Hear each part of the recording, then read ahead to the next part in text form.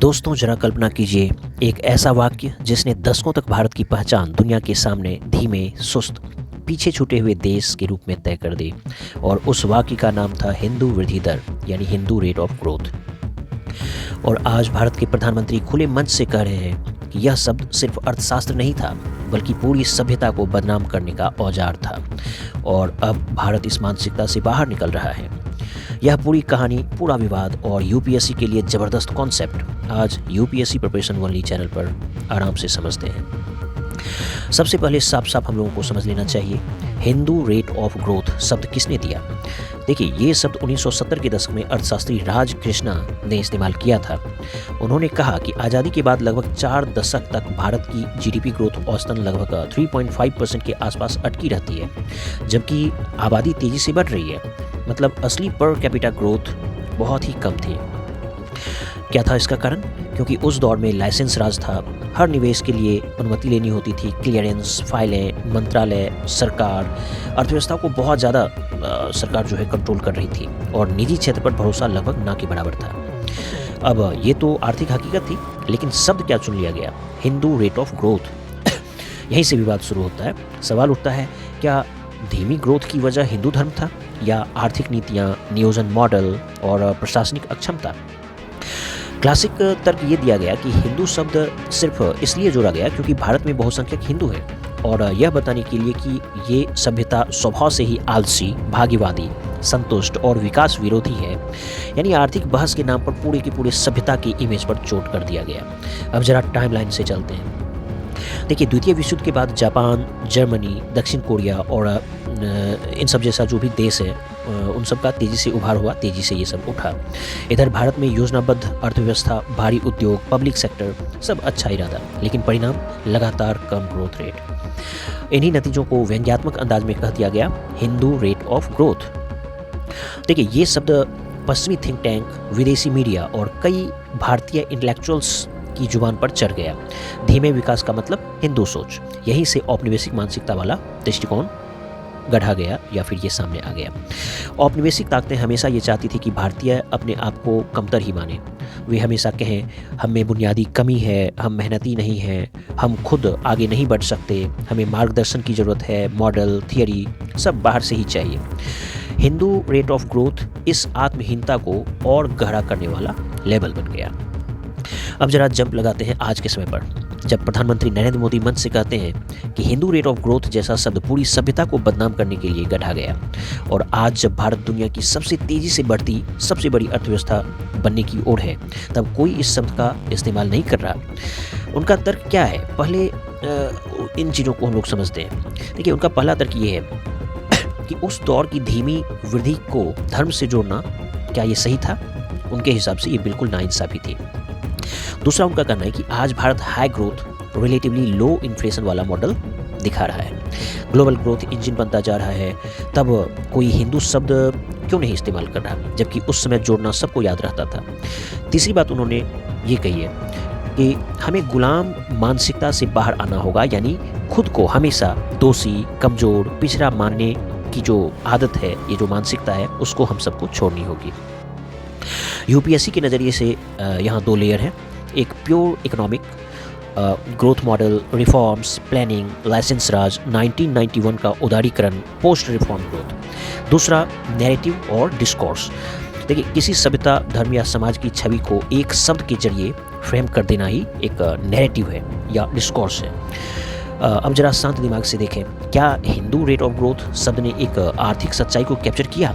हाँ, उस समय की ग्रोथ वाकई बहुत लो थी, नीतियाँ रिजिड थी, प्रोडक्ट मार्केट और फैक्टर मार्केट दोनों हैविली रेगुलेटेड थे और अर्थव्यवस्था खुलने में बेहद धीमी थी। लेकिन क्या उस स्लो ग्रोथ का कारण हिंदू होना था? यहीं पर लगभग सभी सीरियस अर्थशास्त्री आज ये मानते हैं कि नहीं, कारण पॉलिसी फ्रेमवर्क था, न कि धर्म। फिर भी शब्द चिपक गया। यूनिवर्सिटी के पेपर्स में, रिपोर्ट्स में, विदेशी किताबों में बार बार ये लिखा जाता रहा, जिससे इंटरनेशनल परसेप्शन ये बना कि जैसे भारत की संस्कृति ही विकास विरोधी है। यही वो बात है जिस पर आज की राजनीति सवाल उठा रही है। क्या हम अपने ही देश, अपनी ही मेजॉरिटी को ऐसे शब्दों से डिफाइन करेंगे जो कॉलोनियल या कंटेम्पचुअस नज़रिए से आए हों? अब यहाँ से आता है मोदी का ब्रॉडर मैसेज। वो कहते हैं कि हमें औपनिवेशिक सोच और गुलाम मानसिकता से बाहर आना होगा। औपनिवेशिक सोच का मतलब सिर्फ अंग्रेज़ों की बनाई संस्थाएं नहीं, बल्कि वो नज़रिया जहाँ हम अपने बारे में सबसे पहले नकारात्मक टैग लगाते हैं, जैसे Hindu rate of growth, soft state, third world, जैसे कि स्नैक चार्मर्स एट्सेट्रा। अब सवाल उठता है, क्या सिर्फ शब्द बदलने से ग्रोथ रेट बदल जाती है? तो देखिए, ऐसा बिल्कुल नहीं है, लेकिन शब्द तय करते हैं कि समाज खुद को कैसे देखता है और दुनिया हमें किस लेंस से देखती है। आज भारत की ग्रोथ रेट पैटर्न्स देखें तो पिक्चर बिल्कुल अलग है। पोस्ट 1991 रिफॉर्म्स के बाद service sector, IT, digital economy, manufacturing, infrastructure सब ने मिलकर ग्रोथ को कई सालों तक 7% के आसपास रखा। ग्लोबल एजेंसीज भारत को दुनिया की फास्टेस्ट ग्रोइंग मेजर इकोनॉमी कह रही है। फिर भी इन equality, jobs, agriculture, social sector, ये सब चुनौतियां मौजूद हैं। मतलब आज भी सवाल इकोनॉमिक है, बल्कि जवाब भी इकोनॉमिक ही होना चाहिए। अगर सवाल इकोनॉमिक है तो जवाब भी इकोनॉमिक ही होना चाहिए, पर लेबल धार्मिक नहीं होना चाहिए। यही कोर पॉइंट है। अब यूपीएससी एस्पिरेंट्स के लिए इस पूरे मुद्दे से क्या सीख हम लोग ले सकते हैं? देखिए, पहली सीख ये कि किसी भी इकोनॉमिक टर्म को या जो इकोनॉमिक का जो टर्म है उसका कॉन्टेक्स्ट हमेशा समझना जरूरी है।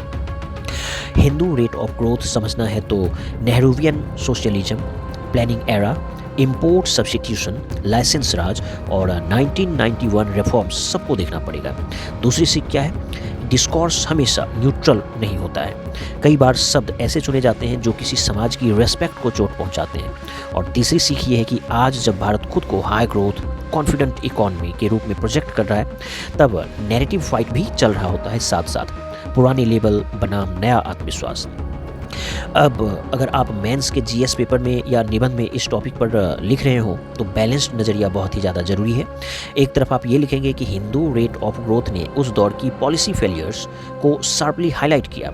दूसरी तरफ आपको ये भी लिखना होगा कि शब्दावली ने धर्म और सभ्यता को अननेसेसरीली टारगेट किया और आज जब ग्रोथ तेज है तब वही लोग इस शब्द का इस्तेमाल नहीं कर रहे। यानी टर्म ने एक समय में एनालिटिकल काम किया, लेकिन आइडियोलॉजिकल बायस भी साथ साथ कैरी किया।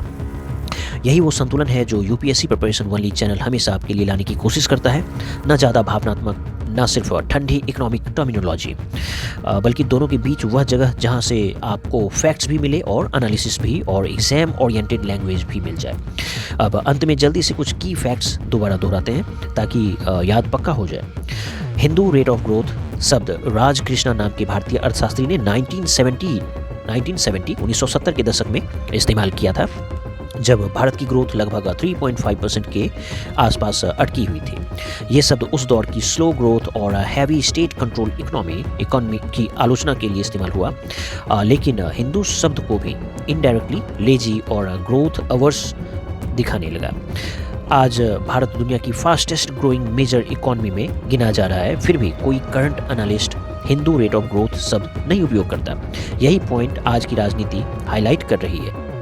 प्रधानमंत्री का तर्क है कि ये टर्म पूरी सभ्यता को बदनाम करने के लिए गढ़ा गया और अब हमें कॉलोनियल माइंडसेट व स्लेव मेंटालिटी से बाहर आकर नेशन फर्स्ट सोच के साथ आगे बढ़ना है।